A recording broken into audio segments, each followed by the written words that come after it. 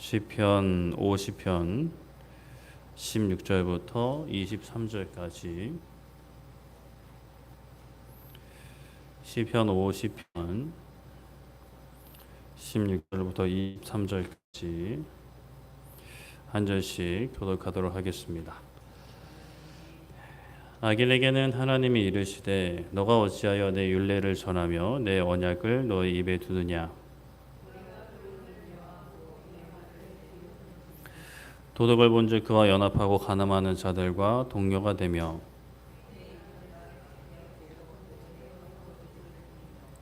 앉아서 너의 형제를 공박하며 너의 어머니 아들을 비방하는도다.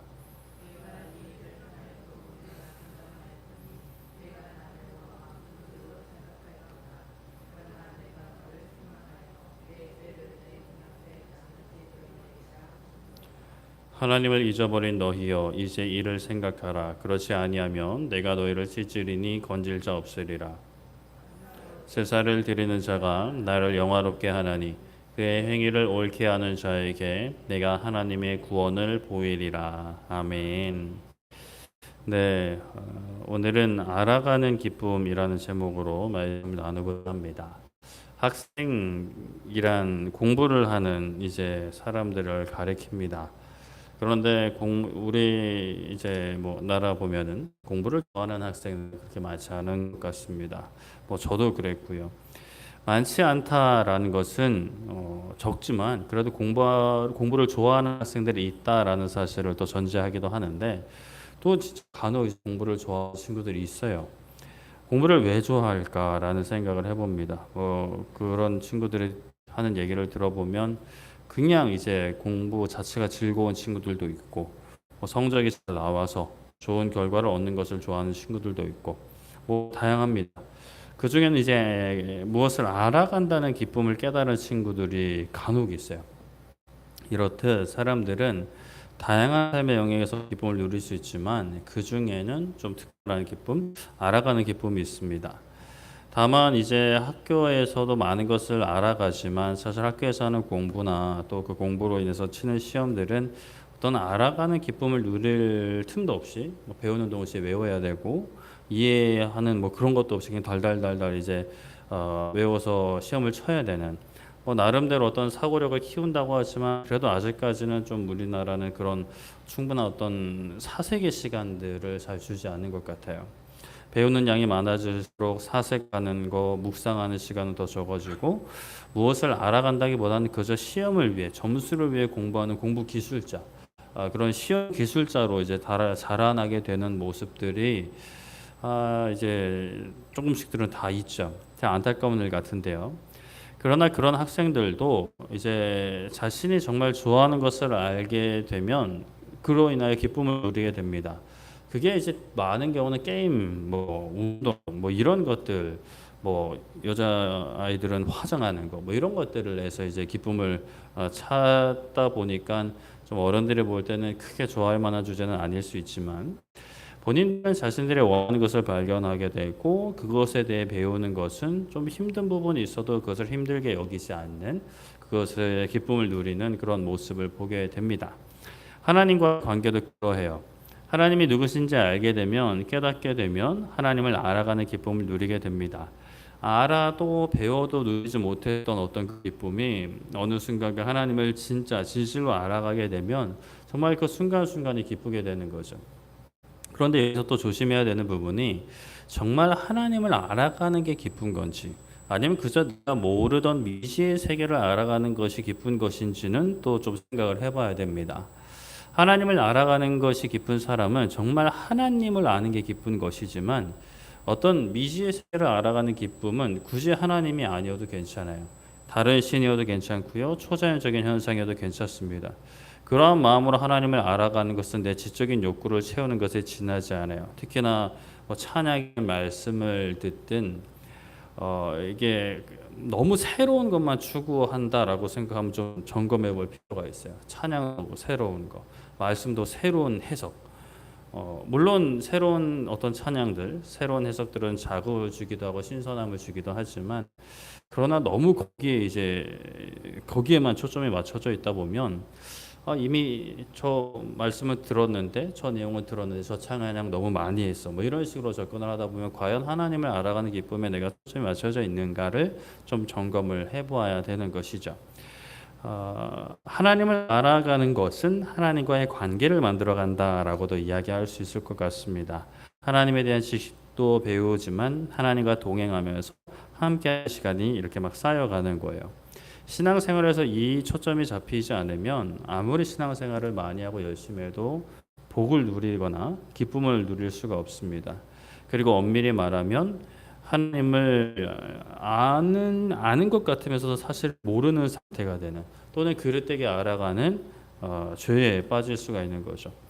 오늘 우리가 계속해서 살펴보는 웨스트민스터 대요리 문답 105문은 제1계명에서 금지하는 죄는 무엇입니까? 라는 질문입니다. 저번 주는 1번부터 좀 제목만 읽어드리면 하나님을 부인하거나 섬기지 않는 무신론, 그리고 참 하나님 대신에 혹은 그분과 혹은 하나 이상의 여러 신들을 두거나 예배하는 우상 숭배, 또 하나님을 하나님으로 또한 우리의 하나님으로 모시지 않고 고백하지 않는 것, 이 계명이 요구하는 바 하나님께 마땅히 드릴 것은 무엇이든지 제하거나 게을리하는 것, 그리고 5번 하나님에 대한 무지까지 살펴보았는데요. 그러니까 하나님 다른 신 두지 말라라는 1계명을 지켜야 되는데 그 1계명이 포함하는 그지 않은 죄가 무엇인지 이렇게 다양한 관점으로 살펴보고 있습니다. 오늘은 이제 그 하나님에 대한 무지 다음부터 좀 살펴보려고 하는데요. 우리 5번 한번 읽어보겠습니다. 시작. 하나님에 대한 무지, 하나님의 이즘, 하나님에 대한 오해, 거짓된 견해, 하나님에 대한 무가치하고 악한 생각들. 네. 하나님에 대한 무지에 이어서 언급되어지는 것이 하나님을 잊는 것이라고 해요. 하나님에 대한 무지는 하나님을 알지 못하는 거죠. 아니 모르는 게 어떻게 그 잘못입니까? 죄입니까? 라고 하는데 모르는 것도 죄입니다. 정말 알아야 할 것을 모르는 것은 죄죠. 그런데 하나님을 잊는 사람들이 있다라고 해요. 시편 50편 22절 말씀에 하나님을 잊어버린 너희 이제 이를 생각하라. 그렇지 아니하면 내가 너희를 찢으리니 건질 없으리라라고 좀 무서운 말씀이긴 합니다. 하나님을 잊어버린 사람들을 부르고 있어요. 하나님을 잊어버렸다라는 것은 이미 한 번은 들었거나 알았다라는 것을 전제해요. 하나님을 들었는데 어떤 이유에서인지 하나님을 잊어버리게 된 거죠. 그러면 어떻게 하나님을 잊을 수 있을까라는 생각을 또 우리가 해볼 수가 있습니다. 어떻게 하나님을 잊을 수 있을까? 이것도 생각하기 전에 먼저 사람이 무엇을 기억하고 있게 되는 것을 좀 생각을 해보면, 사람이 기억한다라는 것은 우리가 이제 대체적으로 이제 대개는 머릿속에 남는 것을 기억한다라고 이제 표현을 해요. 뭐 머릿속에 저장된다라고 표현을 하기도 하고요. 이게 내가 뭐 의도를 했든지 의도하지 않았든지 내가 경험한 것, 그것을 이제 내 머릿속에 남게 되고, 머리도 사실 상징적인 표현이기도 합니다. 뭐 학자들은 뇌에만 그 기억이 저장되는 게 아니라 각종 근육 세포에도 기억이 저장된다 이런 이야기들도 해요. 뭐 아직 뭐 설이긴 하지만 뭐 아무튼 그래서 이제 뭐 아무튼 그 뭐 정보를 어찌됐건 내 안에 이제 저장이 되고 그것을 다시 불러올 수 있는, 이게 불러올 수 없게 해버리면 기억이라고 하기는 어렵죠. 기억이 사라졌다라고 표현을 합니다. 어찌됐건 그런 일련의 과정들을 기억한다라고 말할 수 있는데, 어떤 일은 내가 의도하지 않아도 기억이 계속 남는 경우도 있긴 한데, 반대로 어떤 기억들은 막 애써 붙잡아야 하는 기억들도 있죠. 볼 수 있는 것들은 다시 보고 들을 수 있는 것들은 다시 들으면서 막 정기적으로 막 챙겨 보면서 들으면서 기억을 유지시켜야 되는 것들도 있어요. 그렇게 해서라도 붙잡아야 되는 기억이라면 붙잡아야 합니다. 시간이 지나면서 흐릿해진다고 그냥 내버려 두어서는 안 되는 기억들이 있는데, 하나님에 대한 기억이 그렇습니다. 우리는 하나님을 붙잡아야 되죠. 하나님을 계속해서 기억하기 위해서 힘써야 됩니다. 물론 하나님을 보고 깨닫게 되는 것은 성령 하나님의 역사이지만 우리도 그 성령 하나님의 역사에 동참하여 힘쓰는 부분이 분명히 필요해요. 말씀의 자리를 찾고 기도의 자리를 찾아야 되는 거죠. 사모함으로 의지를 가지고 나아가야 합니다. 오늘은 좀 바쁘니까 피곤하니까 마음이 또 그렇게 뭐 오늘은 썩 그런 마음이 아니라서, 내키지 않아서 말씀의 자리는 좀 내려놓고 기도의 자리를 내려놓는다면 하나님에게서 이게 점점 멀어지는 거죠. 그렇게 힘써 나아가야 합니다. 물론 그런 모든 의지든 행위든 그 무엇도 우리가 뭐 하나님 앞에서 얻는 은혜에 대해서 공로를 주장할 수는 없지만 우리는 힘써 마음을 다해 하나님을 찾아야 됩니다. 우리가 하나님에 대한 기억을 잊지 않게 하나님을 찾아야 되는 거죠. 그런데 그렇게 열심히 찾는데 이 엉뚱한 것을 또 찾을 수가 있어요. 사도행전 17장 29절에 보면 이와 같이 하나님의 소생이 되었은즉 하나님을 금이나 은이나 돌에다 사람의 기술과 고언으로 새긴 것들과 같이 여길 것이 아니다라고 말씀을 해요. 그러니까 하나님을 열심히 찾기는 찾는데 막 가까이 두고 싶어서 막 이렇게 막 찾는데 이 가까이 두고 싶어서 눈에 보이는 것으로 만드는 그런 행동들이 있을 수 있죠. 과거 특히나 중세시대 때 그 카톨릭 교회, 우리 모든 교회 전신이죠. 교회가 중세 교회가 하나님을 모르는 이방인들, 소위 그들의 입장에서는 야만족이라고 불리는 뭐 유럽 원주민들, 뭐 게르만족이든 뭐 다른 족속이든 그런 원주민들에게 복음을 전할 때 하나님에 대해서 전할 때 이게 전혀 뭐 모르는 사람들에게 하나님을 전해야 되니까 이 부분이 쉽지가 않아서 그림을 그리고 또 조각상을 만들고 그런 일들이 있었어요. 그래서 그때도 사실 그게 논란이 됐었는데 그렇게 행했던 사람들은 이렇게라도 해서 하나님을 전하고 하나님에 대해서 알려줘야 되지 않느냐라고 이렇게 주장을 했죠. 그런데 이제 그런 부분이 굉장히 조심돼야 하는데 사도행전 17장 이 말씀 사도행전 17장에는 바울 일행이 아덴에서 복음을 전한 이야기가 등장을 합니다. 아덴은 아테네죠. 그리스 로마 신화의 그 살아있는 동네라고 할 수 있는 곳이에요. 많은 우상들이 있었습니다. 많은 우상들을 당연시 여기고 그런 신들을 섬기는 아덴 사람들에게 이제 바울이 하나님을 전하는데 그렇게 바울은 하나님과 예수님에 대해서 전하면서 하나님을 금이나 은이나 돌에다가 사람의 기술과 생각으로 새긴 것들과 다르다라는 것을 가르칩니다. 처음 접근할 때는 내가 너희들 중에 그 이름 없는 신, 모르는 신에 대해서 알려주겠다 뭐 이런 식으로 접근을 하지만 결국에 말하는 것은 너희들 그렇게 이제 만들어서 섬기는 신과 다르다. 여호와 하나님은 다르다.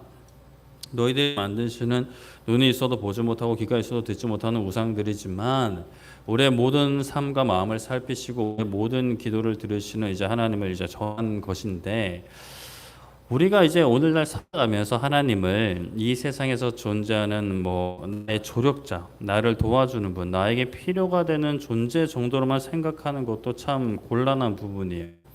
아덴에서 많이 섬기던 우상들과 다를 바 없이 우리가 오늘날 하나님을 섬길 수 있는 위험이 있습니다. 우리가 눈에 보이는 우상을 안 만든다 하더라도 그런 우상처럼 하나님을 섬길 수가 있어요. 말로는 하나님을 섬긴다라고 하지만 정작 우상을 섬기는 그들과 똑같은 어떤 마음으로 신앙이라고 하기에도 좀 어려운 그런 신앙으로 생활을 할 수 있는 거죠. 그러니 이제 눈에 보이는 형상은 어떤 것이든지 심지어 예수님의 그림 같은 것이라도 우리가 그것을 이제 또 섬기는 사람은 많이 있겠지만 그래도 섬겨서는 안 되죠. 아무리 좋은 의도로 하나님을 그리거나 보이는 모습으로 만들려 했다 하더라도 우리가 그것에 하나님을 국한시킬 수 있어요. 그래서 사실 좀 조심스러운 부분이 뭐냐면 아이들한테 글이 PPT로 이제 설교를 이제 하지만 좀 조심스러운 부분은 그런 이미지가 아이들한테 각인이 될 수 있단 말이죠. 성경 특히나 성경 만화 같은 것도 저도 어릴 때 이제 성경 만화로 처음은 아니지만 아무래도 이제 글로 보는 것보다 만화가 이제 잘 들어오니까 그런데 만화의 특유의 이미지가 있단 말이에요. 근데 나중에 말씀을 직접 읽어보니까 그 이미지랑 다른 게 너무 많은 거예요. 어떤 사람의 행동이나 말투나 어떤 상황들이 너무 이제 재미 위주로 이제 하다 보니까 좀 이제 본래 내용과는 좀 다르게 이제 구성이 되어 있는 거죠. 그런 위험들이 있다라는 거예요. 그래서 어떤 그런 눈에 보이는 모습으로 만드는 것 굉장히 이제 조심해야 되는 것이죠. 그렇게 눈에 보이게 하나님을 접한 사람들은 하나님을 처음에는 좀 이해되는 것 같아가도 결국에 거기에 갇힐 위험이 있습니다. 믿음과 생각이 그 그림이나 눈에 보이는 모습을 뛰어넘지 못하는 하나님에 대한 그릇된 오해를 이제 만들 수가 있는 거죠. 그리고 단순히 눈에 보이는 그런 그림이나 어떤 조각상뿐만이 아니라 하나님을 설명할 때 사용하는 예시나 비유도 그러해요. 과거에 이제 삼위일체 하나님을 설명할 때 이런 설명을 많이 했습니다. 집에 가면 아버지, 직장에 가면 뭐 과장, 부장, 그리고 뭐 부모님 앞에 가면 아들, 뭐 이런 식으로 이제 설명을 많이 했어요. 그러니까 이제 한 사람이 다양한 역할을 가지고 있는 것을 통해서 이제 삼위일체 하나님을 설명하려고 했는데, 그러한 비유는 그러니까 세 가지 어떤 모습을 설명하는 데는 좋지만 삼위를 가진 하나의 일체에 대한 하나님의 설명으로는 사실 적절하지 않은 설명이에요. 그래서 또 다른 오해를 낳을 수 있는 거죠. 그런 건가라고 하면서 또 다른 오해를 낳는 그런 비유들이 있을 수 있습니다. 이런 부분도 조심을 해야 되고요. 그리고 이러한 오해뿐만이 아니라 적극적으로 거짓을 주장할 수도 있어요. 이사야 40장 27절에 보면 야곱아 어찌하여 너가 말하며 이스라엘아 너가 이르기를 내 길을 여호와께 숨겨졌으며 내 송사는 내 하나님에게서 벗어난다 하느냐라고 말씀을 합니다. 우리가 하나님에 대한 거짓된 견해를 내놓을 수가 있어요. 사람들은 어떠한 상황에 대해서 어떤 사건 사고에 대해서 자신의 생각을 가질 수가 있죠. 그 생각을 또 표현할 수도 있습니다. 그러나 이 땅에서도 우리가 항상 기억해야 될 것은 내 평가, 내 생각이 다 맞지 않을 수 있다. 내 해석이 다 맞지 않을 수 있다는 것을 항상 기억해야 돼요. 이 세상에서 사람과 사람 사이에서도 그런 시각을 가져야 한다면 하나님과 사람 사이에서는 말할 것도 없죠. 하나님은 완전하세요. 하나님은 선하세요.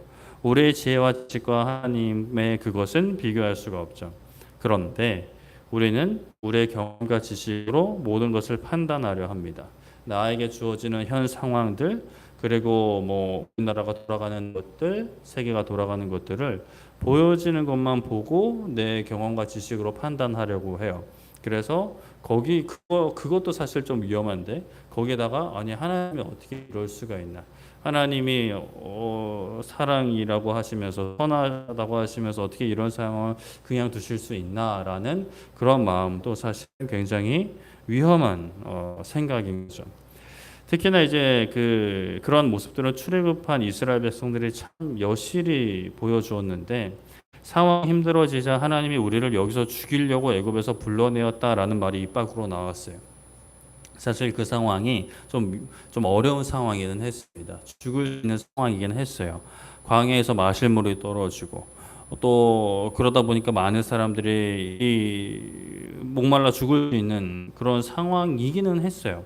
그러나 그 가운데 이스라엘 백성들이 해야 될 일은 자기 마음대로 생각하고 그 생각한 것을 입 밖으로 내뱉는 게 아니라 그런 생각이 막 몰려와도 하나님 앞에 나아가서 엎드려야 되는 거죠. 하나님 도와주세요. 우리 물이 없습니다. 하나님 우리를 인도하신 분 하나님이시고 애굽의 10가지 재앙으로 박살내셨던 분 하나님이시잖아요. 다 계획이 있으시고 뜻이 있으시죠. 능력이 있으시죠. 하나님 물이 없습니다. 도와주세요라고 구해야 되는데 그렇지 못했죠.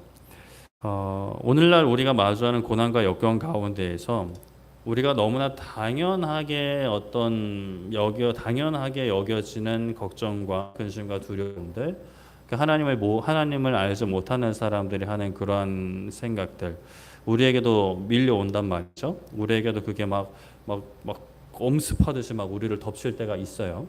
그런데 그것을 붙잡는 것, 그것을 당연하게 내 입 밖으로 내뱉는 것, 이것은 하나님에 대한 그릇된 견해, 거짓된 견해를 내가 인정하는 모양새가 되는 거예요. 내 본심은 그게 아니라 하더라도 그거를 말로 내뱉는 순간 이제 내가 인정하는 꼴이 되는 거죠. 하나님이 내 기도를 안 들어주신다, 하나님이 날 사랑하시지 않는다, 이런 거짓된 견해가 내 마음과 생각과 내 입을 지배하게 두어서는 안 됩니다. 하나님에 대한 오해, 거짓된 견해를 넘어서 또 악한 생각도 가질 수 있어요. 시편 50편 21절에 보면 너가 이 일을 행하여도 내 잠잠하였더니 너가 나를 너와 같은 줄로 생각하였다. 그러나 내가 너를 책망하여 너의 죄를 너의 눈앞에 낱낱이 드러내리라 하시는도다 라고 말씀을 합니다. 하나님께서 그냥 악을 눈감아 주신다거나 잠잠히 계신다라는 주장은 거짓된 견해를 넘어 하나님을 무시하는 것이기도 해요. 그런 생각들은 하나님을 향해 악을 드러내는 것이라고도 할 수가 있습니다. 하나님을 사람과 별다를 바 없는 존재로 생각하는 것은 악이죠. 그때 하나님께서 책망하겠다 하세요. 창조 하나님을 피조물 사람과 별다를 바 없는 존재로 여기는 것, 내가 의도하진 않았지만 정말 뿌리 깊은 세상 속에서 이제 얻은 그런 생각들로 하나님을 판단하는 것, 하나님을 대하는 것, 그것은 하나님을 적극적으로 대적하는 것과 사실은 크게 다르지 않은 것이기도 합니다. 막 우리가 뭐 내가 하나님을 막 죽이겠다, 하나님과 싸우겠다라는 어떤 말이나 생각들만 하나님을 대적하는 거고 악한 생각들이 아니에요.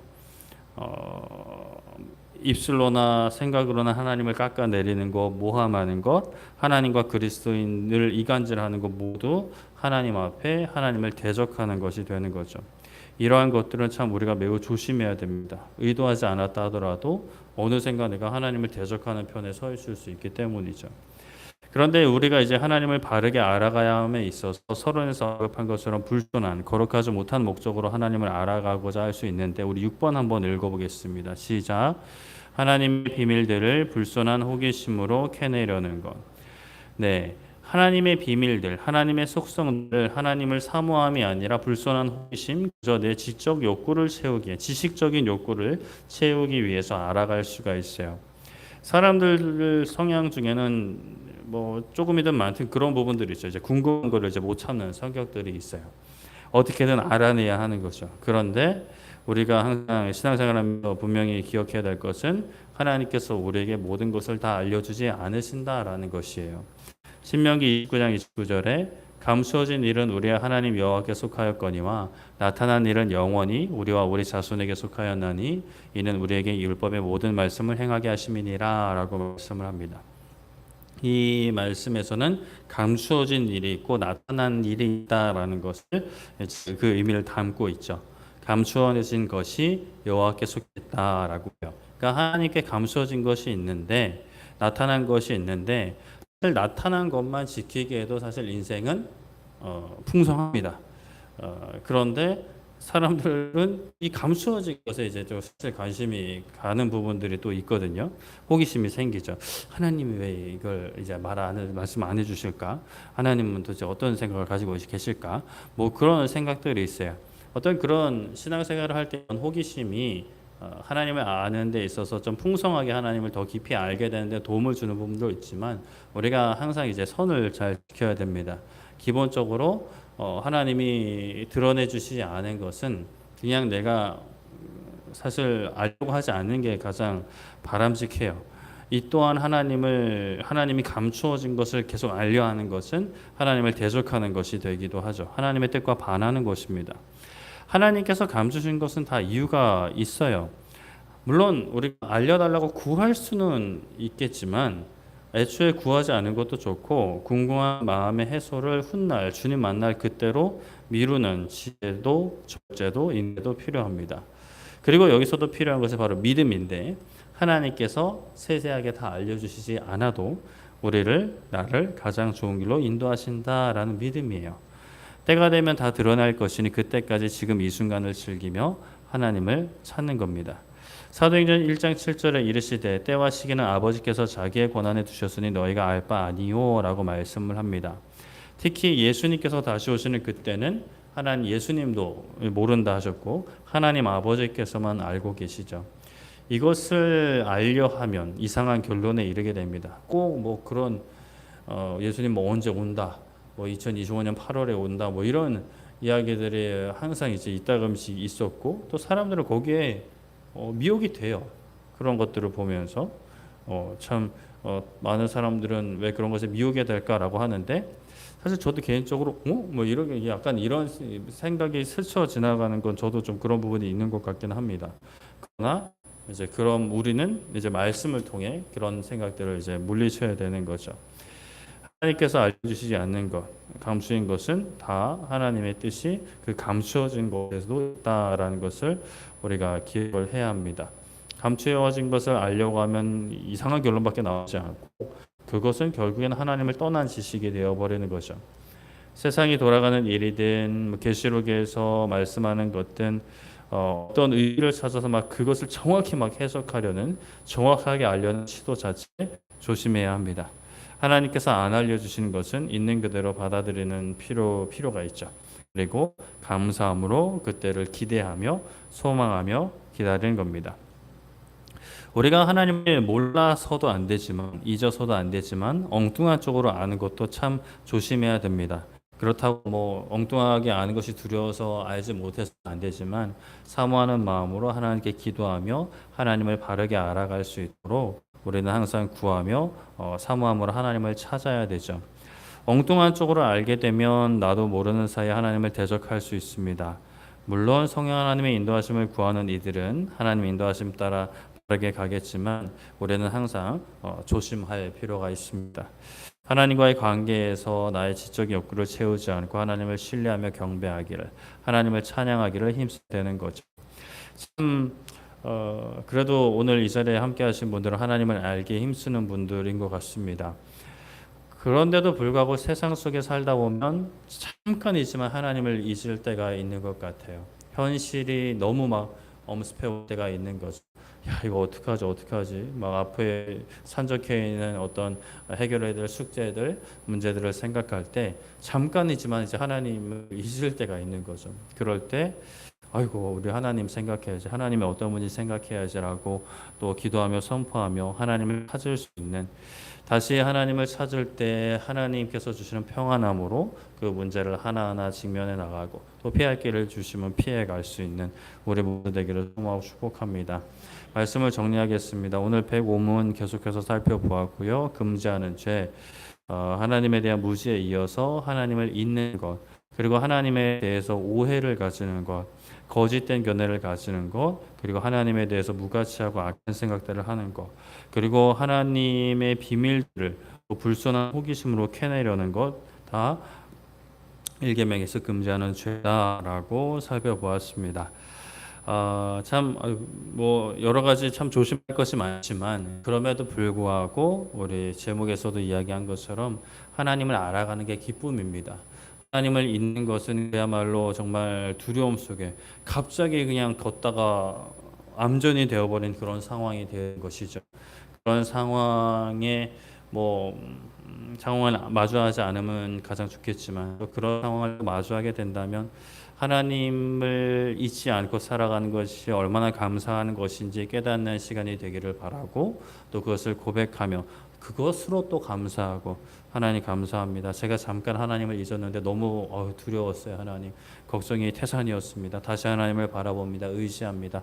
하나님만이 나의 소망이시고 하나님만이 나의 삶의 힘이시고 산성이시고 요새 되십니다 라고 고백할 수 있는, 그렇게 하나님 안에 거하는 기쁨을 정말 매일매일 붙잡을 수 있는, 또 그것을 전할 수 있는 우리 모두 되기를 소망하고 축복합니다. 이제 우리 함께 기도하고 마무리했으면 좋겠는데요. 이 시간 기도할 때 하나님, 우리가 하나님을 바르게 알기 원합니다. 참 이 세상에 이단도 많고 사이비도 많고, 또 우리 안에서조차 건강한 어떤 신학을 하고 성경 말씀을 탐구한다는 우리조차 때로는 잘못되게 이제 하나님을 이해할 수 있는데, 하나님 그러한 잘못에 빠지지 않도록 우리를 인도해 주시고 하나님을 바로 알아갈 수 있도록, 하나님을 알아가는 그 기쁨을 몸과 마음으로 정말 평생에 누릴 수 있도록 하나님 붙잡아 주시옵소서라고 우리 기도하겠습니다. 살아계신 하나님 아버지, 이 시간 하나님 우리가 함께 기도합니다. 아버지 하나님, 매일의 삶 가운데 하나님을 알아가는 기쁨을 우리가 누리게 하여 주시옵소서. 하나님을 잊고 산다는 것이 얼마나 무서운 일이고 얼마나 두려운 일인지 다시 한번 고백합니다. 아버지 하나님, 우리는 무지합니다. 우리는 연약합니다. 아버지 하나님, 은혜가 아니면 우리가 하나님을 붙잡고 살아갈 수가 없습니다. 아버지 하나님, 불필요한 것들은 그렇게 잘 기억하면서 정말 필요한 것들은 기억하지 못하는, 정말 필요할 때 그 기억을 끄집어내지 못하는 연약함을 하나님 앞에 고백합니다. 아버지 하나님, 은혜를 구하오니 성령 하나님 우리 가운데 함께하여 주셔서 깨닫게 하사, 말씀을 깨닫게 하사, 함께하신 하나님의 그 선하심, 그 은혜로 우리를 붙드시고 강한 손과 펴신 팔로 우리를 안아주시는 그 넓은 품에 어머니가 어린 자녀를 안아주듯이 우리를 안아주시는 아버지, 그 넓은 품에 우리가 안기어 세상 어떠한 상황에서도 환경에서도 아버지 하나님 평안함을 누리게 하여 주시고 담대함으로 하나님을 찬양할 수 있는 우리의 삶이 되게 하여 주시옵소서. 하나님 아버지, 은혜 베풀어 주시기 원합니다. 하나님, 우리의 삶이 온전히 하나님 안에 거할 수 있도록 주님 긍휼히 여겨 주시고 선인도하여 주시옵소서. 그 시간 한 번 더 기도할 때 우리 주위에 또 우리 교회 안에 우리 가정 안에 또 열방을 향해 이 알아가는 기쁨을 누리지 못하는 이들을 위해 기도하기 원합니다. 하나님, 우리 사랑하는 가족들, 우리 지체들, 함께 예배하는 이들, 같이 교회에 등록은 되어 있지만 하나님을 알지 못하고 그저 예배 중에 무기력하게 앉아있는 이들, 아버지 하나님 불쌍히 여겨주시옵소서. 열방 가운데 하나님을 알아가는 기쁨이 선포되게 하여 주시고 또 우리의 삶이, 우리 교회가 그 기쁨을 전하는 하나님의 통로, 하나님의 도구 되게 해달라고 이 시간 우리 함께 기도하도록 하겠습니다. 기도하겠습니다. 살아계신 하나님 아버지, 이 시간 아버지 하나님 우리가 한 번 더 기도합니다. 하나님, 하나님을 알아가는 그 기쁨을 우리 매일의 삶 가운데 누리게 하여 주시옵소서. 하나님, 우리가 그 기쁨을 누리지 못했을 때 얼마나 두려웠고 얼마나 아버지 불안했고 얼마나 걱정이 넘쳤는지를 생각해 봅니다. 그런데 그 고통 가운데, 그 불안 가운데, 그 기쁨 없는 삶 가운데 처해 있는 영혼들이 아직도 많이 있습니다. 우리 사랑하는 가족들, 또 우리 사랑하는 자녀들, 아버지 하나님, 남편과 아내, 우리 부모님들, 아버지 하나님, 그리고 우리 교회의 지체들도 있습니다. 아버지 하나님, 대한민국과 저 북한 땅, 세계 열방에는 너무나 많은 영혼들이 아버지 하나님 그 고통 가운데 사망의 그늘에 사망의 구렁텅이에 앉아 고통받고 있습니다. 하나님 불쌍히 여겨주시옵소서. 아버지, 우리가 아버지 그 기쁨의 통로가 되게 해주시고 아버지 복음 전파의 통로가 되게 하여 주셔서 우리의 삶을 통해, 우리 교회를 통해 아버지 우리 가까이부터 열방에 이르기까지 하나님 알아가는 그 기쁨이 선포되게 하여 주시고 증거되게 하여 주시옵소서. 하나님, 우리의 삶이 하나님의 그 도구로 쓰임받기 원합니다. 하나님의 역사에 정말 하나의 그 도구로 아름답게 쓰임받을 수 있도록 우리를 붙잡아 주시고 세워주시고 일으켜주시고 위로해 주시고 아버지 능력 부어주시고 세임 허락하여 주시고 이 땅에 살아가는 모든 발걸음이 그리스도의 향기를 풍기는 삶이 될 수 있도록 하나님 은혜 베풀어 주시옵소서. 주님, 살아계신 하나님, 귀한 시간 수요일 저녁 일주일을 지나는 가운데 하나님 말씀과 찬양과 기도로 하나님 찾게 하시니 감사드립니다. 하나님을 알아가는 것이 얼마나 기쁜 것인지 다시 한번 고백합니다. 바쁜 세상 살아가는 동안 우리의 마음과 생각을 지배하려는 정말 악한 세력들이 정말 틈만 나면, 작은 틈만 나면 그 틈을 비집고 들어와서 우리의 마음을 무너뜨리려 하고 하나님에 대한 생각보다, 하나님을 믿는 신뢰보다 세상의 어떠한 걱정과 두려움, 아버지 세상의 계획들로 우리의 마음을 지배하려는 오늘날을 우리가 살고 있습니다. 하나님, 우리 연약함을 긍휼히 여겨주시고 함께 하시는 성령 하나님 말씀을 깨닫게 하여 주셔서 하나님을 잊지 않게 해주시며 혹시라도 조금이라도 잊으면 다시 생각나게 하사 하나님 안에 있는 자들이 누리는 참된 기쁨과 평안과 담대함을 누리게 하여 주시옵고 또 그것을 누리지 못하고 사망의 구렁텅이에 앉아 울부짖는 영혼들, 괴로워하는 영혼들, 그것이 고통인지도 모른 채 무기력하게 무표정으로 살아가는 이들이 하나님을 만나게 하여 주시고 하나님을 알아가는 기쁨을 깨달아 우리 함께 이 아름다운 신앙생활을 해나갈 수 있는 복을 허락하여 주시옵소서. 우리가 하나님의 도구가 되게 하여 주시옵소서. 하나님의 통로가 되게 하여 주시옵소서. 웃지 못하는 이들, 세상의 일들로 인하여 웃고 세상의 일들로 인하여 웃고 우는 이들에게 하나님을 알아가는 그 기쁨, 하나님과 동행한 참된 그 웃음을 증거할 수 있는, 동역할 수 있는, 함께 갈 수 있는 복을 허락하여 주시옵소서. 돌아가는 발걸음 안전히 지켜주시고 남은 한 주의 시간들이 있습니다. 아버지, 반복되는 일상들 가운데 하나님을 보게 하시고 하나님의 손길이 느껴지게 하시고 하나님의 임재로 인해서 정말 풍성한 하루하루 시간들 될 수 있도록 하나님 은혜로 인도하여 주시옵소서. 감사드리며 예수님의 이름으로 기도드립니다. 아멘.